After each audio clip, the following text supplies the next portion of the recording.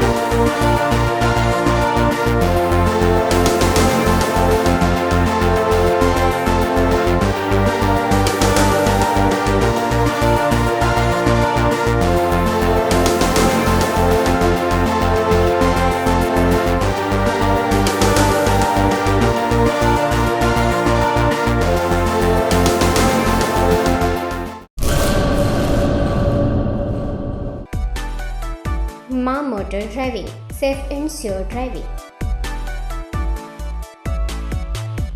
Driving એ શોખ સાથે આપની મોટી જવાબદારી પણ છે. અમારા ઇન્સ્ટ્રક્ટર દ્વારા સચોટ અને સરળ માર્ગદર્શન.